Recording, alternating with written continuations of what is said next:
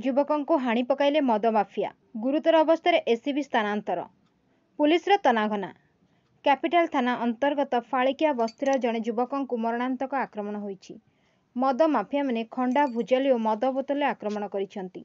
गुरुतर युवक फाड़िकिया बस्तीर राणी जेठी पुओ तारिणी जेठी को प्रथम कैपिटल हॉस्पिटल भर्ती करा जायथिला, परे तांकु कटक बड़ मेडिकल को स्थानांतर करा जायछि। एने कैपिटल थाना रे अभियोग होईछि। मिलिथिबा अभियोग अनुसार शनिवार राति तारिणी जाउथुवा बेले निर्दिष्ट एक दलर विजय हेबो बोली से कहितले। एही कथा सुनी उक्त बस्ती रे देशी मद कारबार करथुवा बापा और तीन पुओ मिसी खंडा भुजाली रे तारिणी को हाणी पकाइतले। एपरिकी मद बोतल भांगी तांको पेट को फुसी पकाइतले। परे आक्रमणकारी माने घटनास्थल फेरार हो जाइतले। तारिणी को मुंड, नाक, पेट, हाथ और शरीरर विभिन्न स्थान रे गभीर क्षत सृष्टि होईछि। प्रथमे तांको परिवार लोके कैपिटल हॉस्पिटल रे भर्ती करथिले, परे अवस्था संकटापन्न हेबारु तांको कटक स्थानांतर करा जायतिला।